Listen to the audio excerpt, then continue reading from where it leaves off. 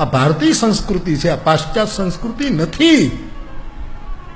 આ ભારત છે, જ્યાં જન્મ લેવા દેવતાઓની ઈચ્છા થાય. અતિશયોક્તિ છે, પણ એક શ્લોક નથી આવડતો, પણ એક શ્લોકમાં તો એવું કહેવાયું કે જેને મુક્તિ જોઈતી હોય એને ભારત વાયા થઈને જ જવું પડે. ભારતમાંથી વાયા થઈને જાવ તો જ મુક્તિ કમાય. એવું પ્રાદેશિક વસ્તુમાં હું બહુ માનું નહીં કે મુક્તિ તો ગમે ત્યાં, મુક્તિ સ્થાનનો વિષય નથી, સમજણનો વિષય છે. પણ છતાંય ભારતનું ગૌરવ એ ગૌરવ છે. 3 વખત 2 હાથ ઊંચા કરીને બોલો મારા બાપ. રાષ્ટ્રદેવો ભવ, રાષ્ટ્રદેવો ભવ, રાષ્ટ્રદેવો ભવ. 24 કલાકથી મારા મનમાં ગડમથલ ચાલે કે નિવેદન કરું ન કરું, કરું ન કરું. પણ આજના અખબારનું એક વાક્ય વાંચીને મને થોડી ઠંડક થઈ. એમાં ભારતીય સેના બોલી છે કે નિર્ણય અમે કરીશું, સ્થળ અને સમયની રાહ જુઓ. ગમે ત્યારે કાપી નાખવાના, ગમે ત્યારે મારી નાખવાના, અને તમે નિર્ણય જ ન લો.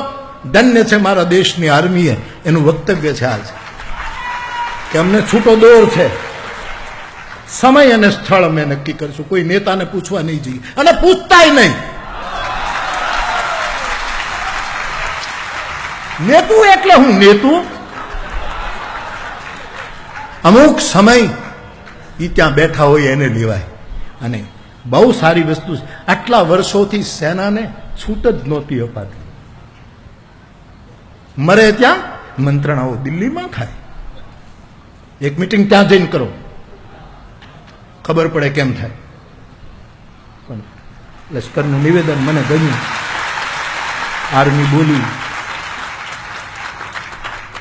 સ્થળ અને સમય અમે નક્કી કરીશું. આપણે કોઈને મારીએ, કાપીએ, હું તો પૂર્ણ અહિંસાવાદી માણસ છું, પણ રાષ્ટ્રનું ગૌરવ, આ અસ્મિતા.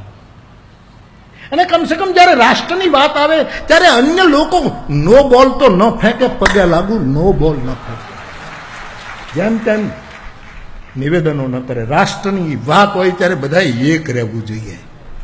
એમાં પોતપોતાના હિતોની વાતો ન કરાય સાહેબ.